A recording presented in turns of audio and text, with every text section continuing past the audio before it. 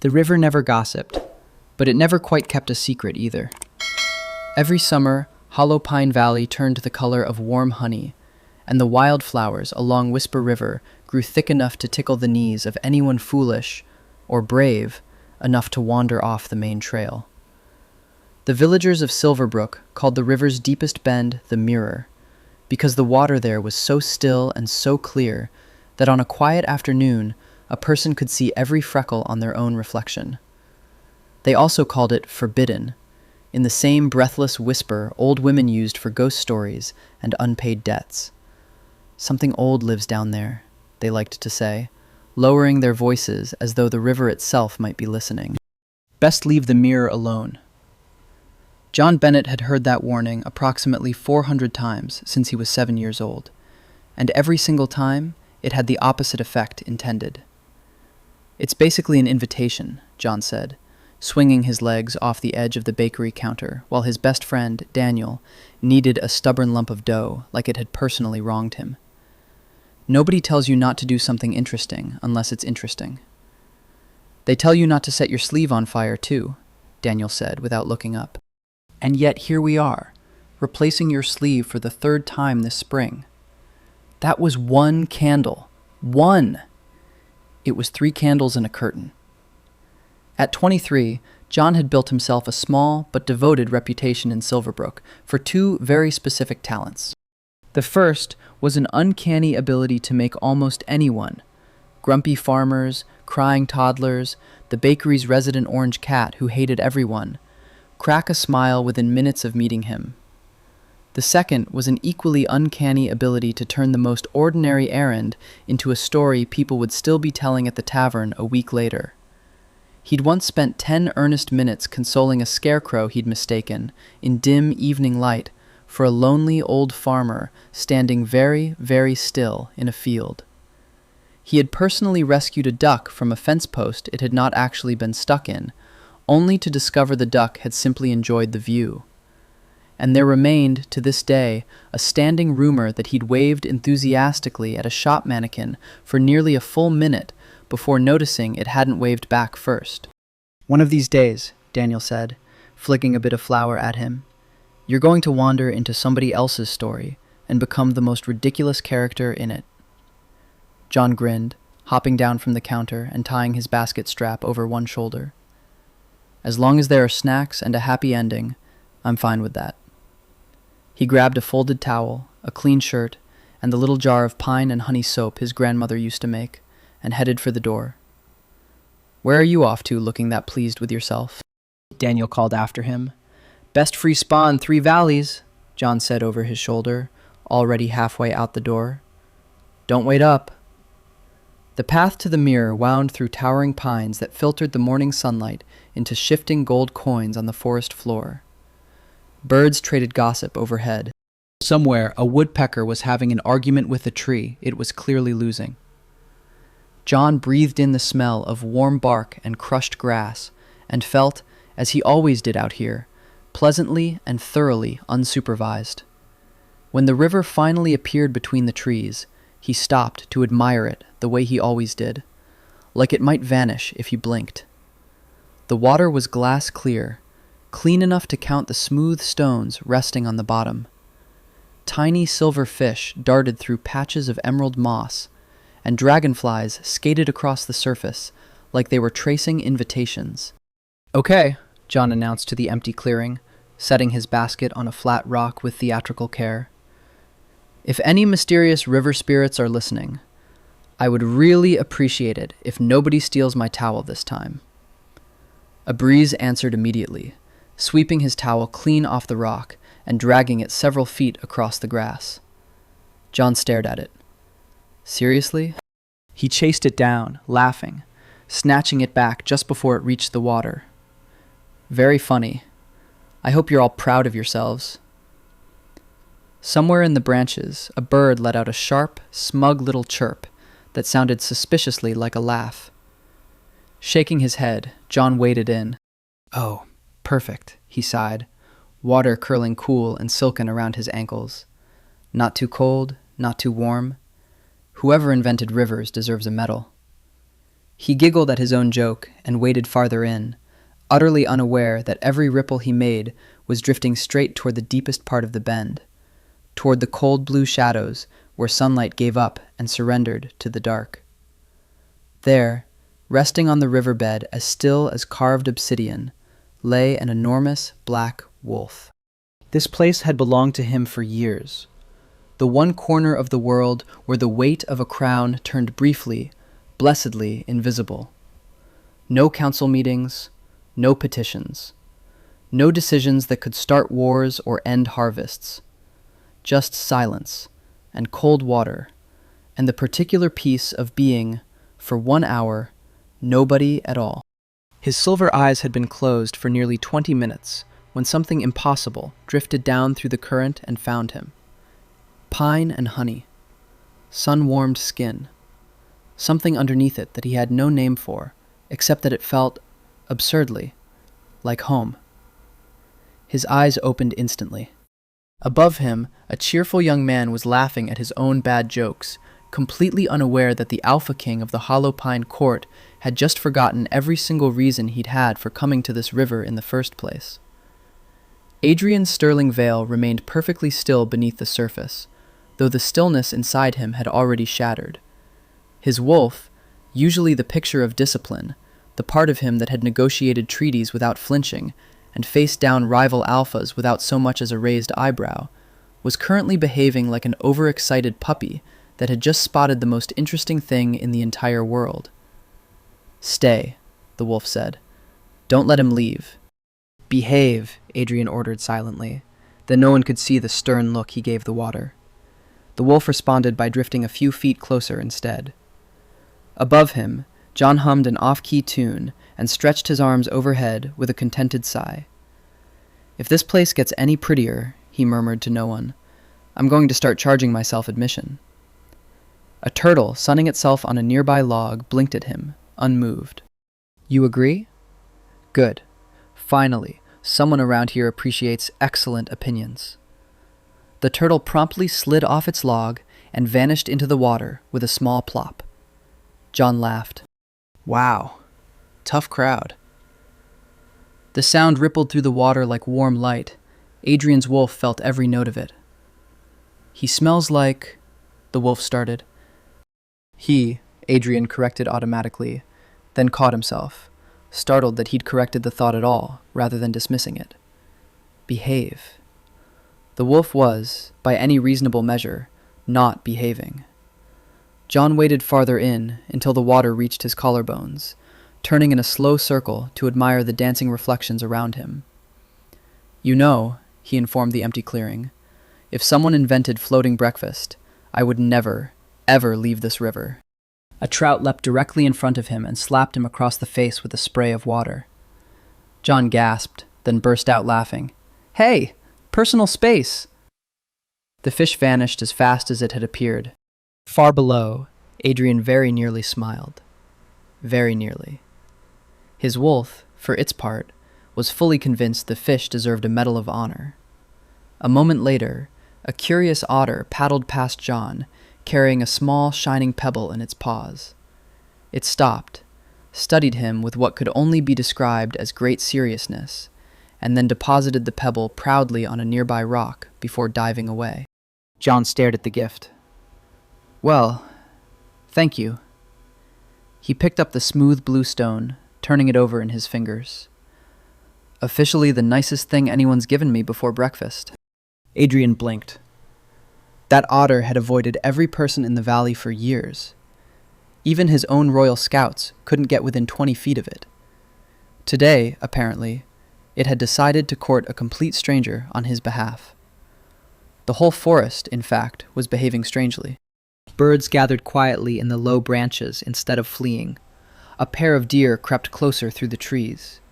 Even the dragonflies circled low over the water without their usual skittishness, as if every living thing in the clearing had sensed the same invisible thread stretching taut between the man in the sunlight and the wolf hidden beneath it. Adrian's instinct screamed that staying any longer was a mistake. If John discovered him now, that easy laughter might curdle into fear, and Adrian found, with some surprise, that the thought of frightening this particular stranger bothered him more than it should have. He began to turn, intending to slip deeper into the shadows before anything could go wrong. Then John dropped the pebble. Oh no! He leaned forward instinctively, peering into the sparkling depths, golden brown eyes scanning the riverbed, inching closer and closer to the exact spot where a pair of silver eyes were already watching him.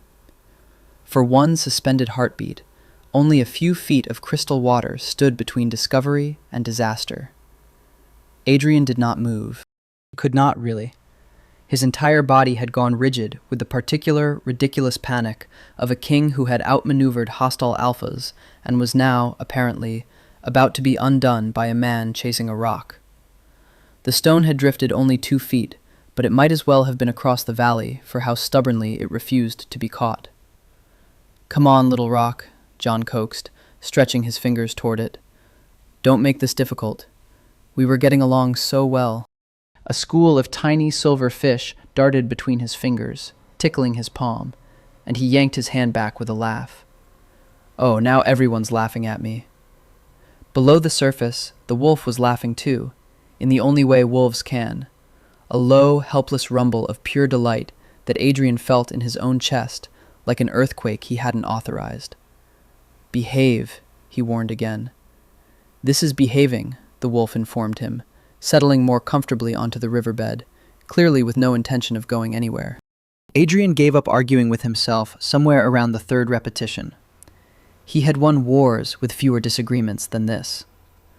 Above him, John tilted his head suddenly, sensing, without quite knowing why, that something in the clearing had shifted. The birds had gone quiet. The breeze had softened to almost nothing. Even the water itself felt subtly, impossibly different, as though the whole forest had paused to listen.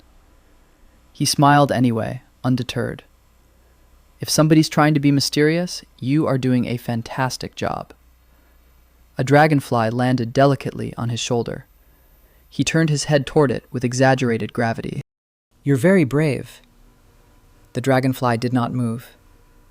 What, you think I'm a tree? John huffed. Honestly, a little insulting. It was at that exact moment, with John leaning forward, fully distracted, sunlight catching gold in his damp hair, that Adrian made his decision. Rather than retreat into the shadows like a coward, his wolf's word, not his, he let the current carry him quietly toward the narrow passage hidden behind a curtain of river reeds on the opposite bank. A minute later, a tall man stepped out from behind the pines on the far shore, dark hair still damp, shirt collar hastily straightened, looking, to anyone watching closely enough, entirely too composed for someone who had, 90 seconds earlier, been an enormous wolf. He cleared his throat. John's head snapped up so fast he nearly slipped on a riverbed stone. Oh! He flailed for balance, caught himself, and stood there dripping and startled, with his hand pressed flat against his own chest, like he was holding his heart in.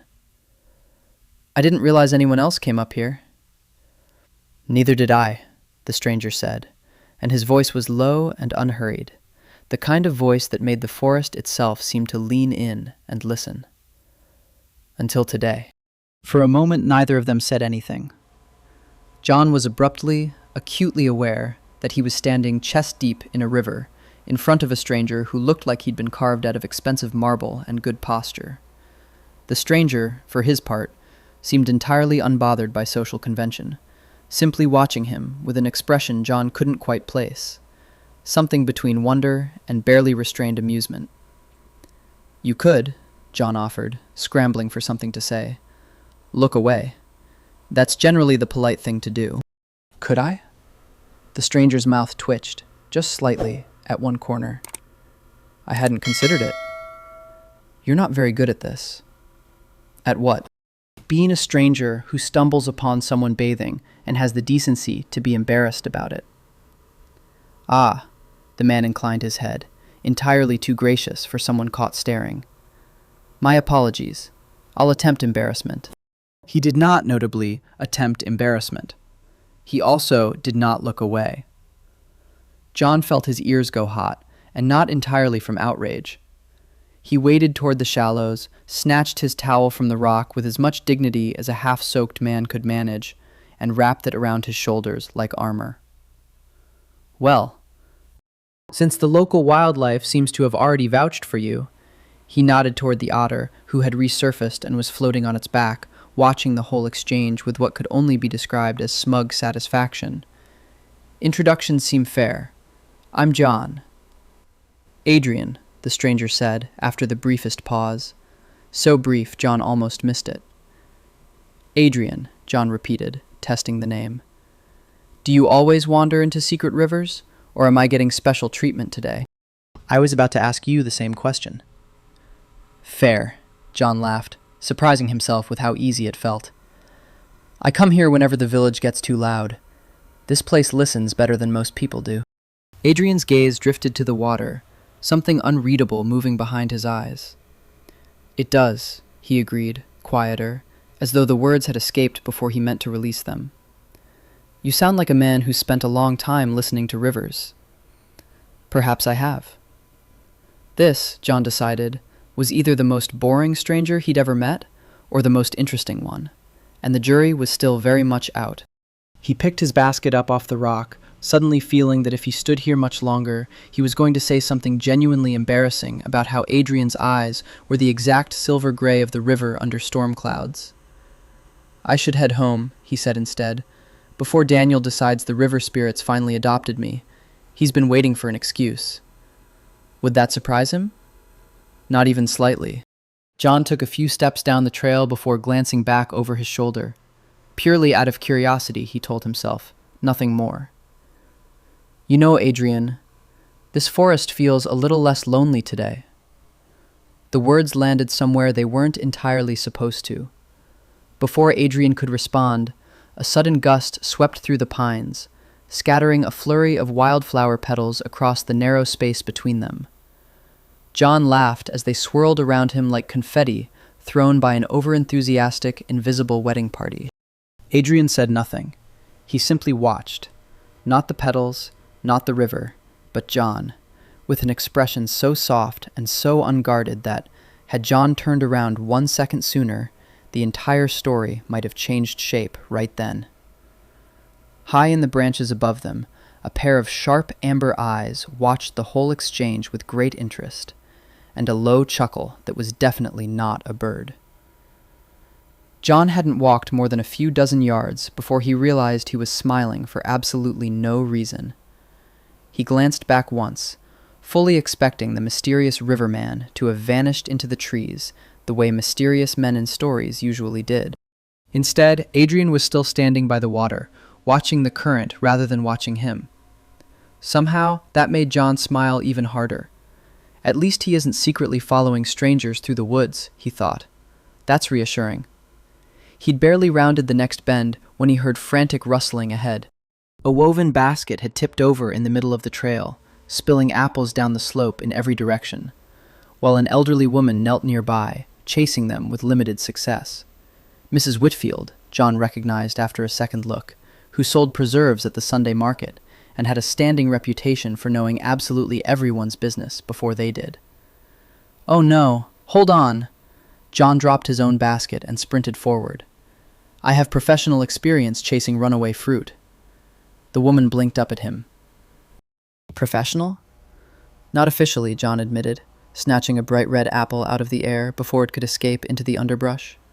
But I've accidentally dropped enough groceries in my life to earn an honorary certification.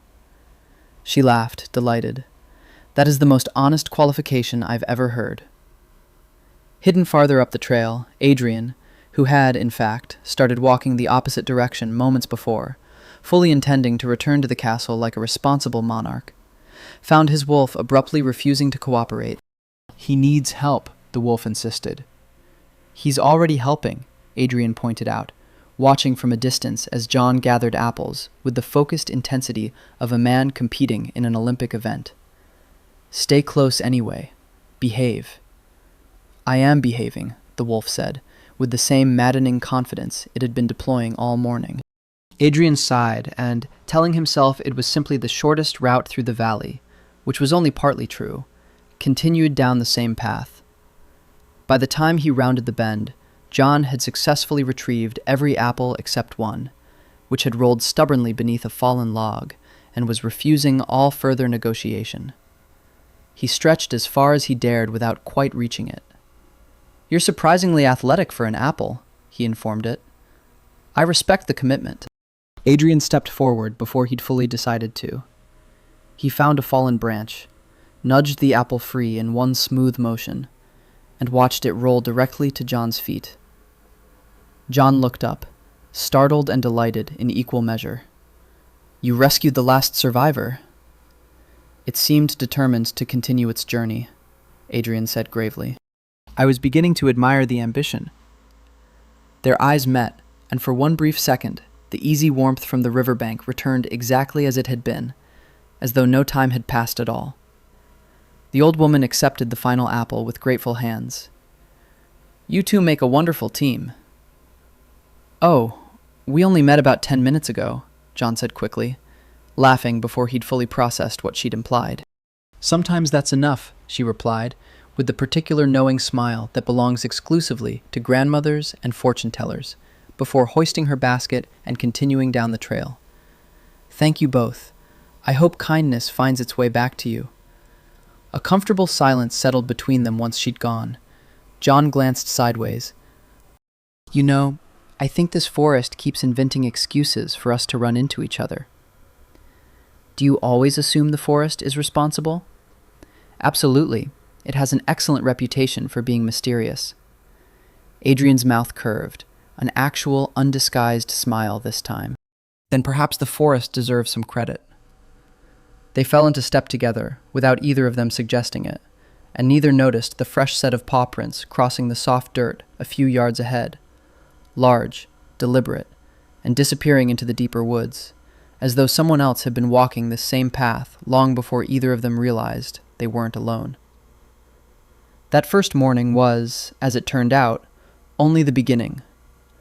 Over the days that followed, John found himself returning to the river again and again, sometimes with a real excuse, sometimes with one so thin it barely qualified. And Adrian was, without fail, somewhere along the trail each time, as though the forest itself had started keeping their schedules. Neither of them mentioned how reliably that kept happening. Both of them noticed.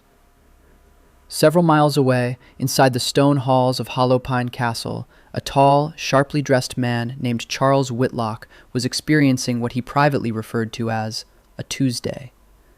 "He's been gone since dawn," Charles informed the small crowd of guards gathered in the war room, which was, this particular morning, being used exclusively to discuss the whereabouts of one missing king. "No note, no guard detail, just gone." "Maybe he went hunting," offered a young guard named Felix, hopefully. "He is the Alpha King. He does not need to personally chase rabbits. We have a kitchen for that." A second guard, older and significantly more world-weary, cleared his throat.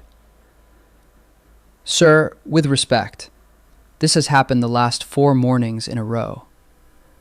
Charles closed his eyes briefly, like a man bracing for a headache he could already feel arriving. 4 mornings. 4 mornings, sir. And every time he returns smelling like... Felix trailed off, searching for the word. "Flowers? And soap?" "Pine and honey, specifically," the older guard supplied helpfully. Charles opened his eyes again, slowly, the way a man opens a door he already suspects has a surprise behind it. "Are you telling me," he said, with the calm of someone who had served this particular king since both of them were significantly less dignified teenagers, "that our Alpha King has been sneaking off to the mirror every single morning, returning in suspiciously good spirits, and none of you thought this was worth mentioning until now?" The room fell into the kind of silence that confirms exactly what you already suspected. "I am going to personally investigate," Charles announced, already reaching for his coat. "And if I find that the king of an entire territory has developed a crush, I will be requesting a raise." The next several days unfolded in a pattern neither John nor Adrian openly acknowledged, but both quietly began to expect. John would find some excuse to wander the woodland trail, a basket of bread to deliver to old Mrs. Whitfield, herbs to gather for Daniel's endless soup experiments, or, on one particularly transparent occasion, just walking, no reason. And somewhere along the path, Adrian would simply be there, as though the forest had personally arranged the encounter on his behalf. "You know," John said one afternoon, handing Adrian half a loaf of cinnamon bread without being asked, "for someone who claims he just happens to wander through these woods constantly, you have suspiciously good timing." "I could say the same of you." "I have an excuse. I live 2 miles that way." John gestured vaguely. "What's your excuse?" Adrian took a bite of the bread, considering. "I have obligations elsewhere. They are easier to bear after a walk." "Very mysterious, very vague. I respect the commitment to mystery." John squinted at him. "You're not like a fugitive, are you?" "Would it bother you if I were?" "Depends what you're fugitiving from." "Mostly meetings," Adrian admitted, and John laughed so suddenly he nearly choked on his own bread, which led to Adrian thumping him firmly on the back with an expression of profound concern that made John laugh even harder once he'd recovered enough to breathe. It was during one of these walks, sunlight slanting gold through the canopy, the two of them arguing companionably about whether squirrels secretly judged humans. John was firmly convinced they did.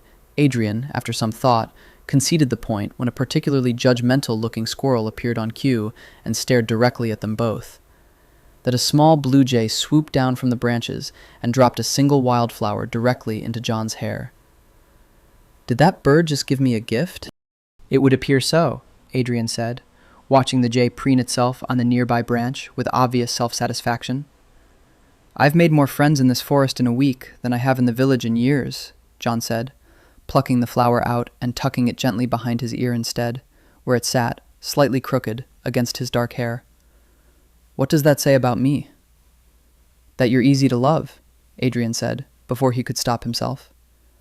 The words landed between them like the flower petal had, soft, sudden, impossible to take back. John's cheeks went warm, and for once, he didn't have a joke ready. He started.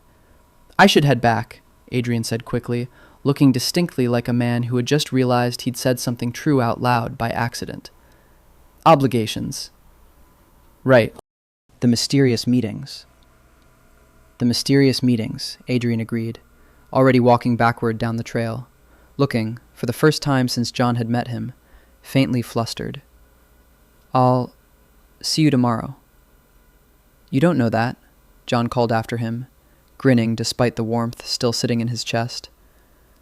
"I'm choosing to believe it," Adrian called back, and disappeared around the bend, leaving John standing there with a crooked flower behind his ear and a feeling in his chest he did not yet have a name for, though his own instincts, quieter, gentler, but no less insistent than any wolf's, were already beginning to whisper one. The Silverbrook Harvest Festival arrived a week later, draping the village square in strings of paper lanterns and the smell of roasted chestnuts. John had been roped into helping Daniel run the bakery's stall, which mostly meant John eating more samples than he sold, and Daniel sighing about it with deep theatrical suffering. It was during a brief lull that William Ashgrove arrived, a traveling cloth merchant with an easy smile, expensive boots, and absolutely no concept of personal space. "John Bennett," William said, leaning against the stall with the confidence of a man who had clearly never been told no. "Heard you make the best honey cakes in 3 valleys." "I do, actually," John said cheerfully, sliding one across the counter. "Free sample, but the flattery's noted." "I wasn't flattering. I was setting up an excuse to talk to you again." William grinned, leaning a fraction closer. "Walk with me later?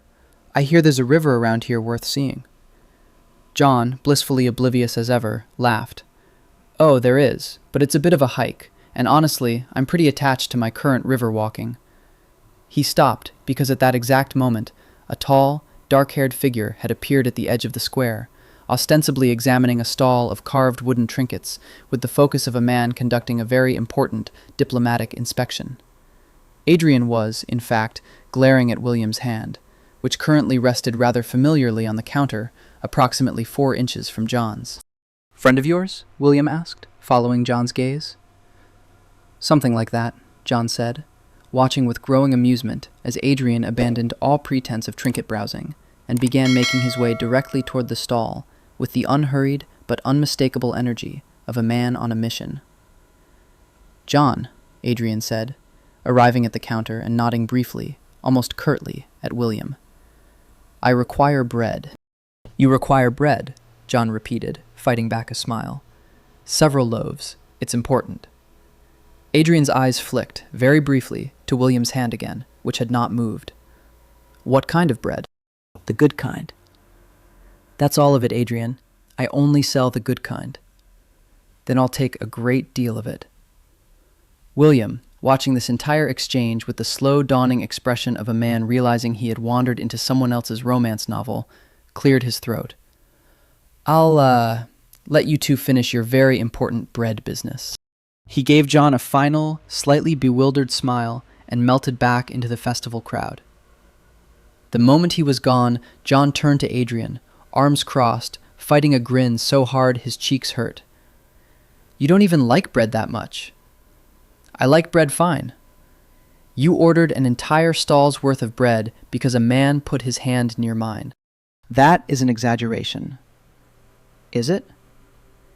Adrian opened his mouth, closed it again, and looked, for one brief and thoroughly satisfying moment, exactly like a man who had been caught doing something he could not reasonably defend.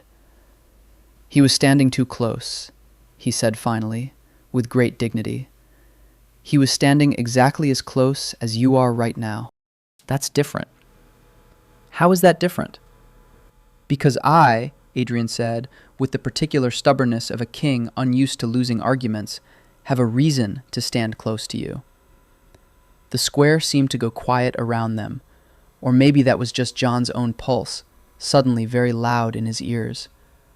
"Oh," he said, softer now. "And what reason is that?" Adrian's composure, usually so carefully assembled, cracked just slightly at the edges. "I haven't entirely worked that part out yet," he admitted, "but I'm fairly committed to finding it." Daniel, who had been watching this entire exchange from 3 feet away with the rapt attention of someone watching a particularly good play, leaned over and whispered, "John, buy this man's entire bread order. Buy it twice. Do not let him leave." John, for once in his life, did not have a joke ready. He simply smiled, slow, warm, a little stunned, and slid 2 more honey cakes across the counter. "On the house," he said, "for the bread, and the reason."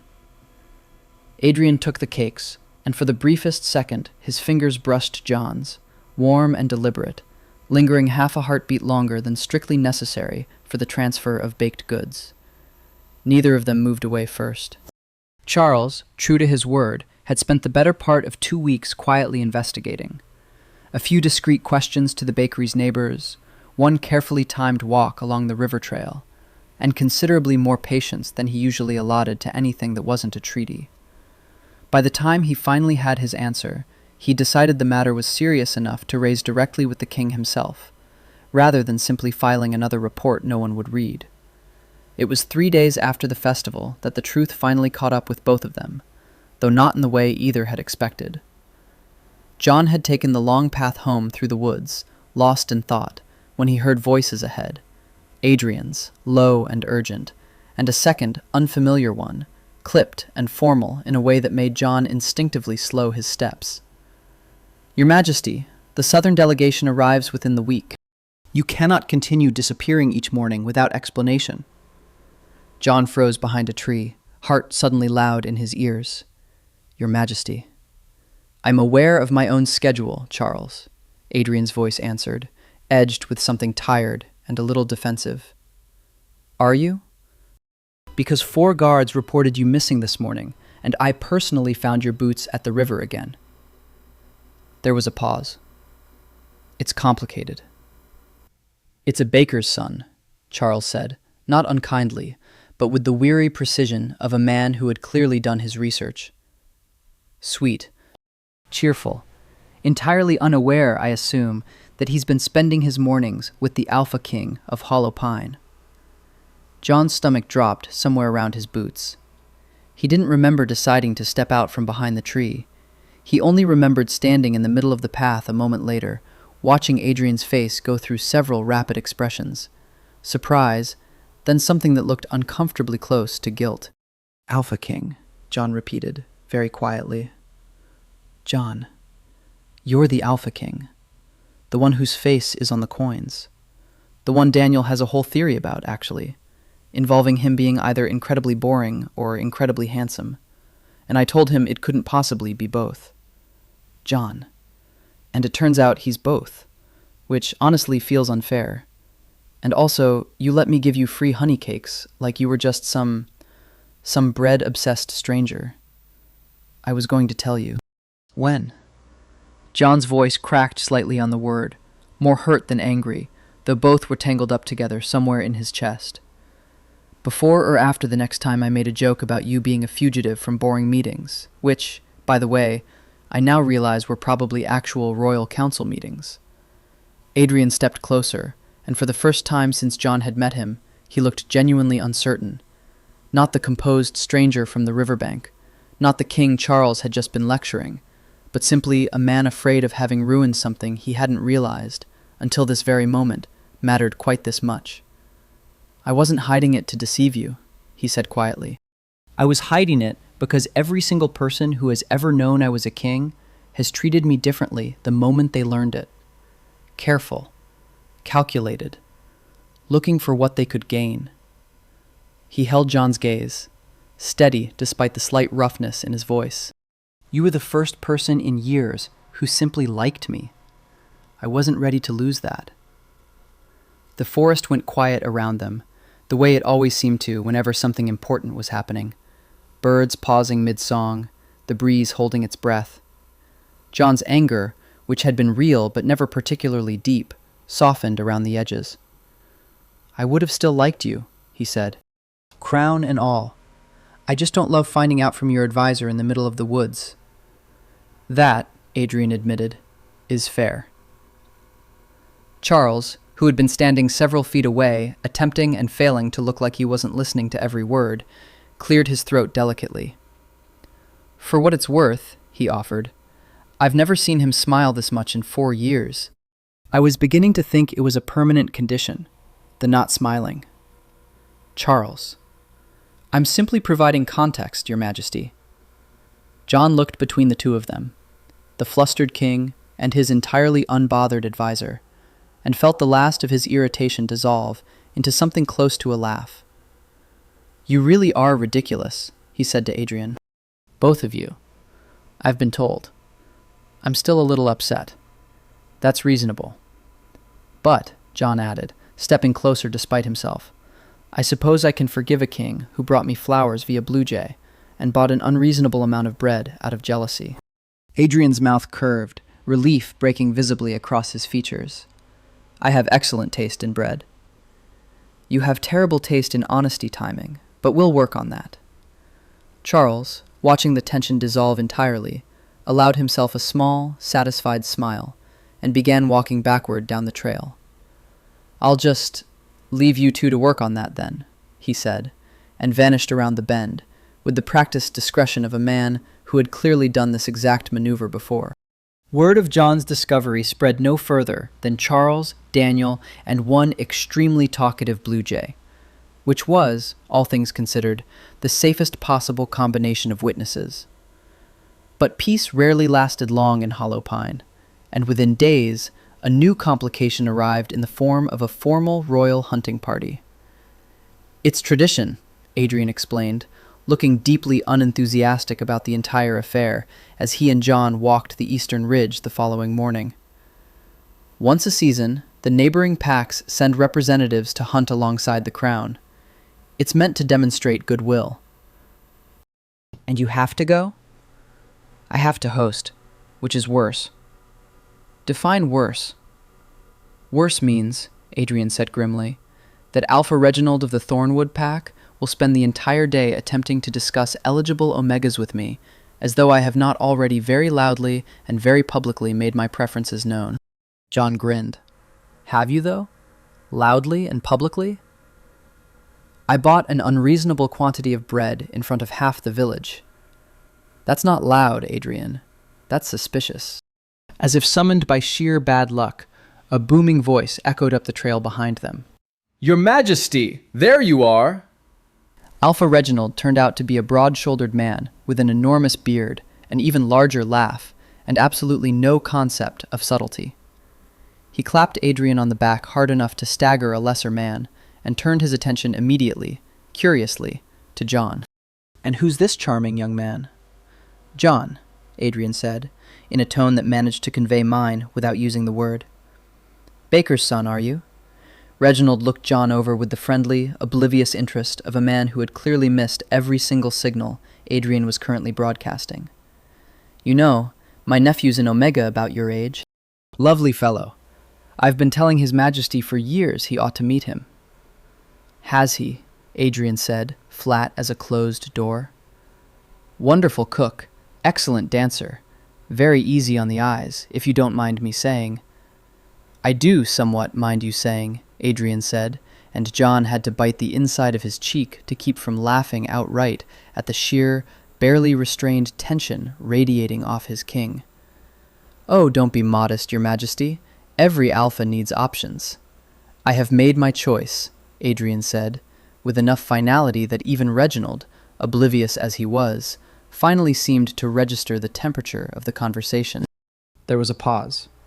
Reginald looked between Adrian's expression, jaw tight, shoulders set, and John, who was now turning a delicate shade of pink and very deliberately studying a nearby tree. "Ah," Reginald said slowly. "Ah. Well, that clears that up, doesn't it?" He let out a booming laugh and clapped Adrian on the shoulder again, considerably gentler this time. "Should have known. You've had that look about you all morning, like a man guarding treasure." "I am not guarding anyone," Adrian said, with the particular dignity of someone who was, in fact, currently guarding someone. "Of course not, Your Majesty," Reginald said, winking so obviously at John that John had to turn away entirely to keep from losing his composure. The hunting party set off shortly after, and John, invited along at Adrian's quiet insistence despite Charles's raised eyebrows, found himself trailing the group at a comfortable distance, watching with great amusement as Adrian positioned himself again and again with almost military precision between John and every single unmarried alpha in the traveling party. "You've walked in front of me 11 times, John murmured at one point, when Adrian had once more drifted sideways to block a passing glance from a young alpha scout. "I've been counting. I am simply ensuring the path is safe." "The path is a path, Adrian. It's been safe for several centuries. One can never be too careful." "You're jealous." "I am vigilant." "You're jealous of a path scout." Adrian's ears, John noted with deep satisfaction, had gone slightly pink at the tips, a phenomenon he had quickly learned to recognize as the closest thing the composed Alpha King ever got to flustered. "I am simply aware," Adrian said with great dignity, "that you are extremely likable, and that other people are capable of noticing this fact, and that I have, as a result, developed certain protective instincts." That's the longest sentence I've ever heard a man use to avoid the word jealous. It's a complex emotion. It's really not. By midday, the hunting party paused near a small clearing to rest, and it was there that the day's true disaster struck, in the unassuming form of a large, extremely friendly hunting hound that had taken an immediate and overwhelming liking to John. "Oh, hello," John laughed, as the enormous dog flopped its entire weight against his legs, tail wagging hard enough to knock over a nearby water skin. "You're very large. And very affectionate." "That's Bramble," said the young scout from earlier, jogging over with visible relief. "Sorry, he doesn't usually take to strangers." "He's wonderful," John said, scratching behind the dog's ears with both hands, while Bramble groaned happily and collapsed even further into his lap. From several feet away, Adrian watched this entire display with an expression of profound, barely contained betrayal. "You're staring at a dog like it stole something from you," Charles observed, materializing at his shoulder, with the comfortable timing of a man who had been waiting all morning for exactly this moment. I'm not staring. You've been staring for 4 minutes. I timed it. He's simply very affectionate with the hound. He's affectionate with everyone, Your Majesty. That is, in fact, the entire premise of your relationship. You fell for a man who once apologized to a scarecrow. Adrian said nothing, watching as John laughed at something the scout had said, hands still buried in Bramble's fur, sunlight catching gold in his dark hair. You could, Charles suggested mildly, simply go sit with him, rather than orbiting at a tactical distance like a man planning an ambush. Adrian crossed the clearing without another word and dropped down beside John with all the deliberate casualness of someone who had absolutely planned every step of the approach. Bramble, delighted by the new arrival, immediately attempted to climb into both of their laps simultaneously, resulting in a brief, undignified scramble that left John laughing so hard he had to brace himself against Adrian's shoulder. "He likes you too," John said, once he'd recovered, Bramble now contentedly wedged between them both. "He has excellent taste," Adrian said, relaxing slightly now that the dog's affections had, apparently, been satisfactorily redistributed. "You know," John said, leaning his head against Adrian's shoulder, voice dropping to something quieter, just for the two of them. "You don't have to compete with every living creature in this forest for my attention. Squirrels, hunting hounds, traveling cloth merchants, there's plenty of me to go around."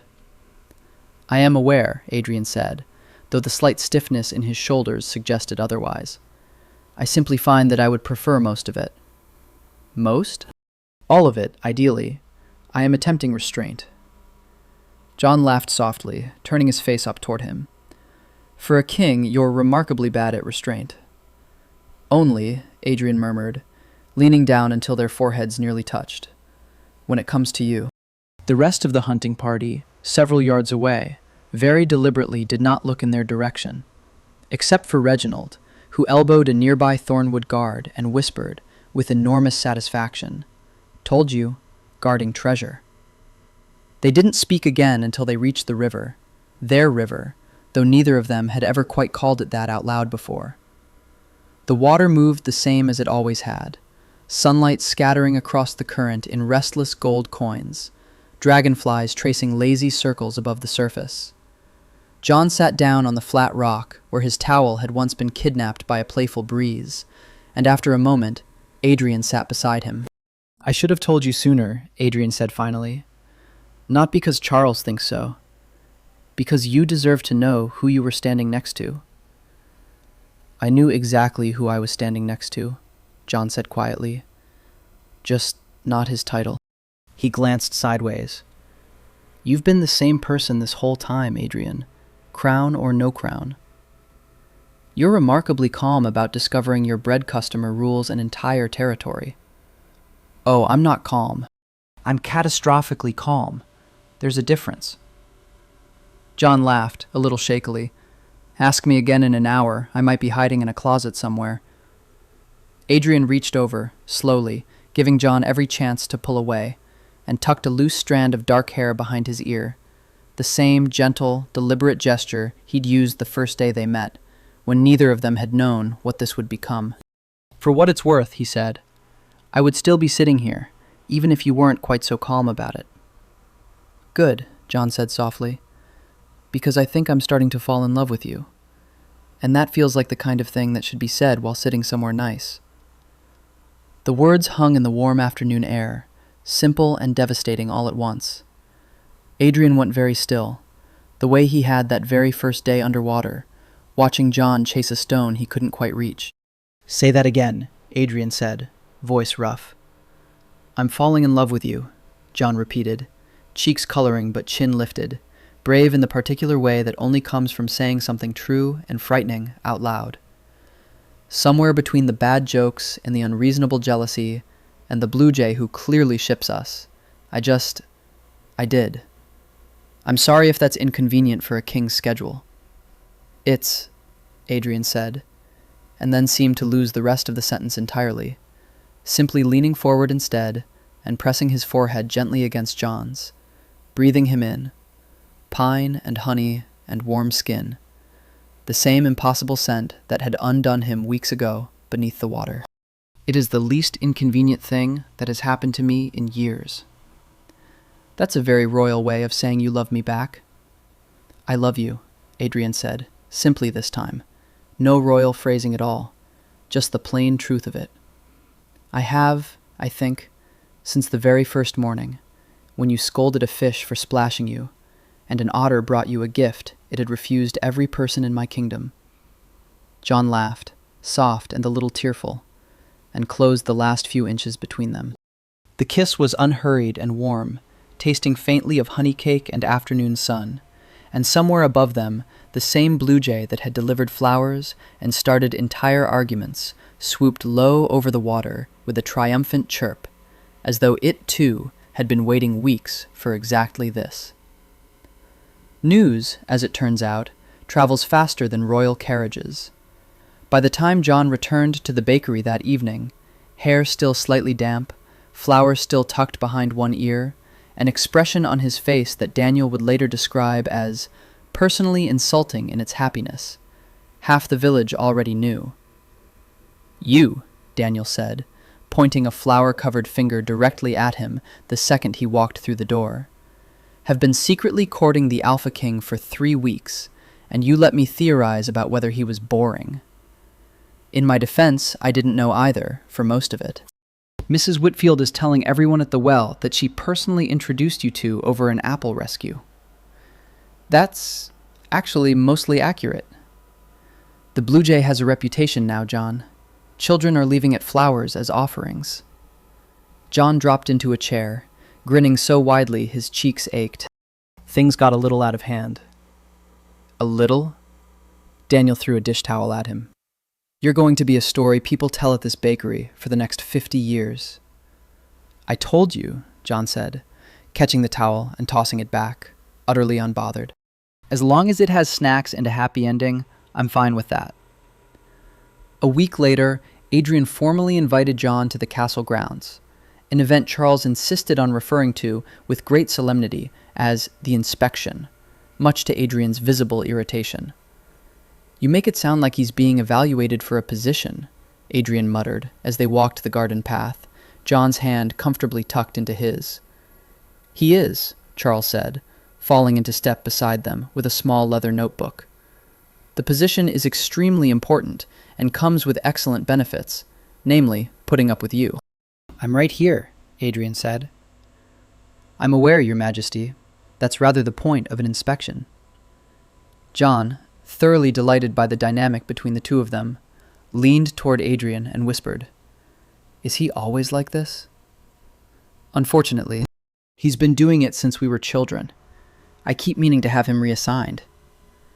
You would be devastated within the week, Charles said serenely, not looking up from his notebook. Now then, Master Bennet, a few questions, if you don't mind. Go ahead.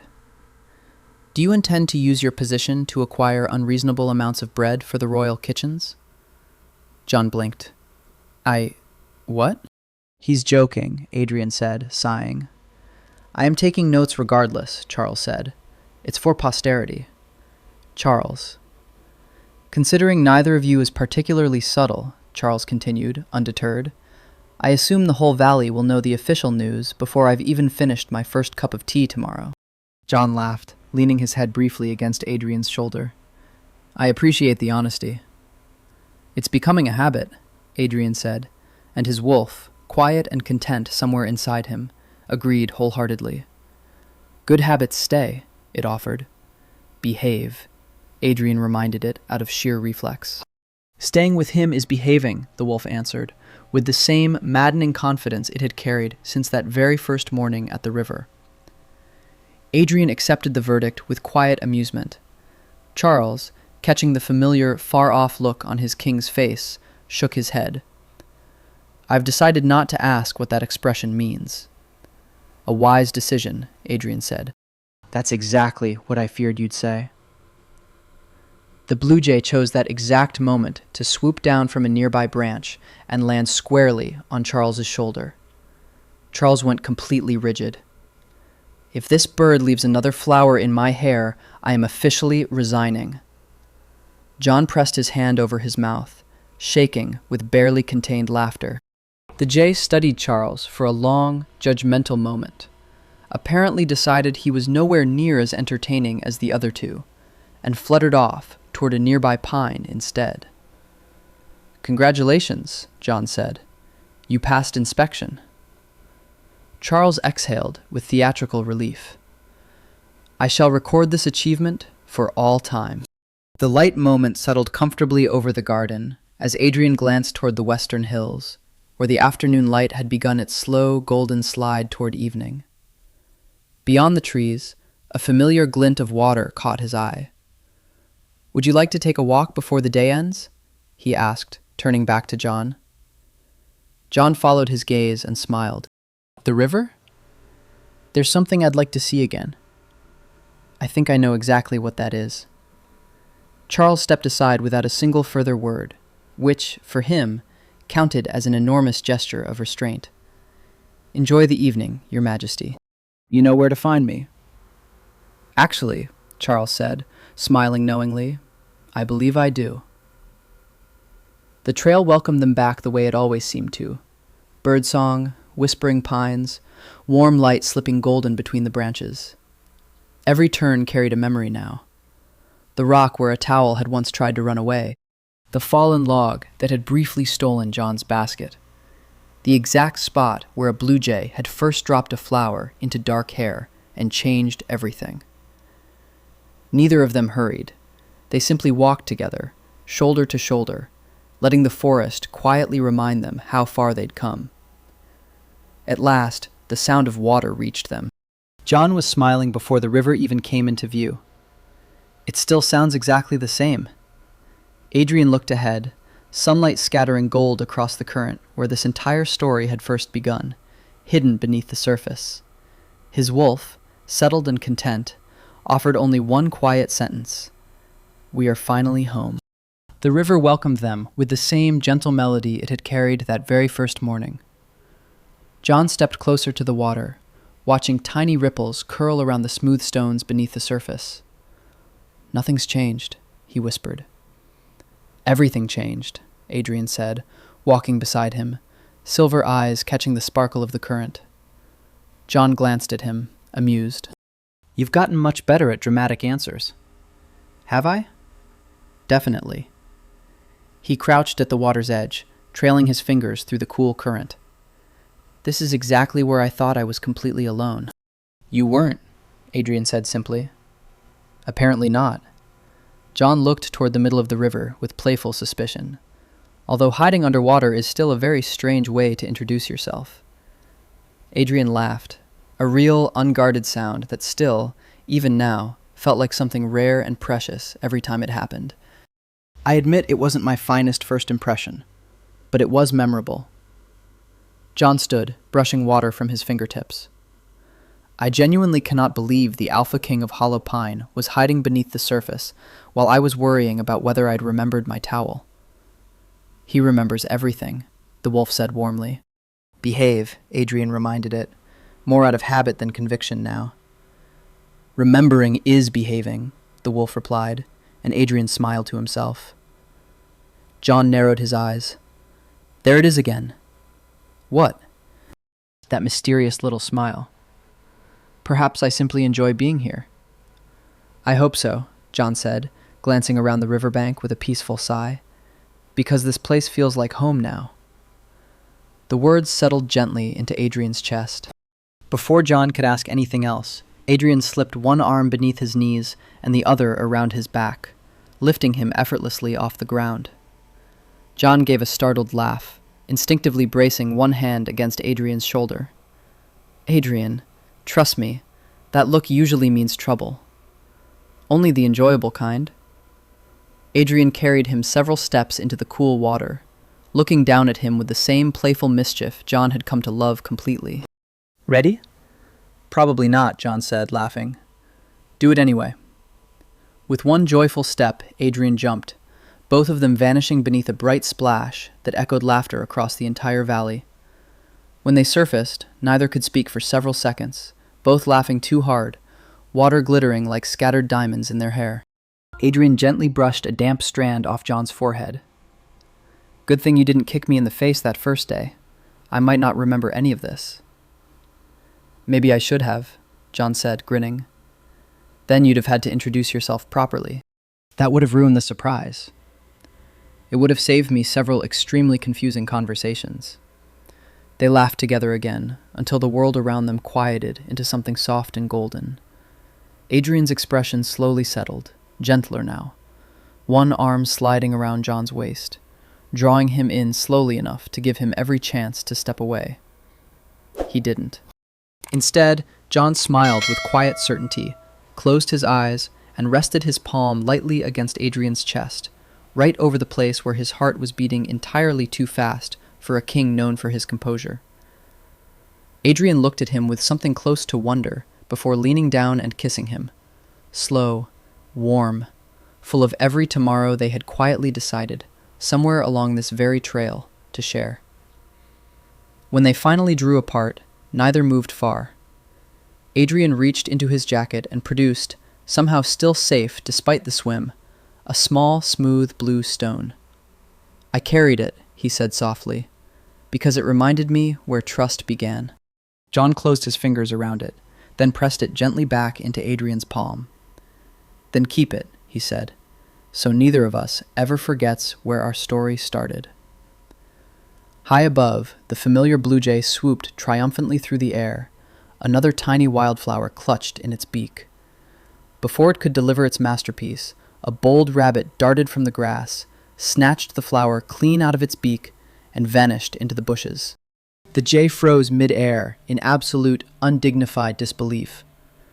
John burst into laughter so suddenly he had to lean against Adrian's shoulder for balance. Adrian laughed until there were tears at the corners of his eyes, more unguarded and more thoroughly happy than his own advisor had seen him in years. Somewhere deep inside him, his wolf offered one final, peaceful thought. We searched the whole world for home. It was here, beside him, the entire time. Hand in hand, the Alpha King and his sweet Omega walked together toward the golden evening light, laughter still echoing off the water, while overhead, a thoroughly offended blue jay chased a very smug rabbit straight into the sunset, determined, against all odds, to win back its stolen flower. 1 year, several bread orders, and one very smug bird later. The Silverbrook Harvest Festival returned a year later with the same lanterns, the same roasted chestnuts, and considerably more royal guards casually loitering near the bakery stall than any previous festival had required. You do know, John said, sliding a tray of honey cakes across the counter while Daniel arranged the display beside him, that you don't need an entire honor guard just to buy bread. It is not an honor guard, Adrian said, from where he stood, closer to the stall than strictly necessary, exactly as he had a year ago. It is a small, reasonable escort. It's 6 men, Adrian. They enjoy the bread. Charles, trailing a few steps behind with the same leather notebook he'd carried for as long as John had known him, made a small note. For the record, Your Majesty, I warned you that marrying a baker would mean permanently losing the argument about bread quantities. I am aware of the warning. I chose to ignore it. As you do most warnings. Only the reasonable ones, Adrian said, and Charles, after a long-suffering pause, decided that comment did not deserve a response. John laughed, leaning across the counter to press a honey cake into Adrian's hand before he could even ask. A simple gold band caught the lantern light on his finger as he did. A quiet, permanent answer to a question that had been asked, with considerably less ceremony and considerably more laughter than tradition usually allowed, on the bank of a certain river some months before. Look at that, Daniel said, nudging John's shoulder as Adrian wandered off to intercept a rather aggressively friendly merchant who'd been admiring John's baking with too much enthusiasm. Still jealous of total strangers. He's gotten better. He bought 4 loaves just now, out of pure spite. That, John said, watching Adrian return with his spoils and an expression of supreme, unbothered satisfaction, is definitely better. Felix, the young guard who had once stood awkwardly in Charles's war room, offering unhelpful theories about hunting trips, wandered past with a honey cake already half eaten, and a grin he didn't bother hiding. "For what it's worth," he said, "the whole castle had a betting pool going, back when His Majesty kept disappearing every morning. Most of us guessed treason." "Treason," John repeated, delighted. "Some very creative theories," Felix admitted. "Charles won, obviously. He bet on the baker within the first week." "I had my reasons," Charles said primly, not looking up from his notebook. "You had 4 years of watching him sulk through council meetings, and then suddenly start humming," Felix said. "That's not deduction, sir. That's just paying attention." Charles allowed himself the smallest, most dignified smile of the entire evening, and said nothing further on the matter. That evening, once the stalls had closed and the lanterns burned low, the two of them walked the familiar trail back toward the river. The same bend, the same pines, the same water that had somehow held an entire love story inside its current before either of them had known to look for it.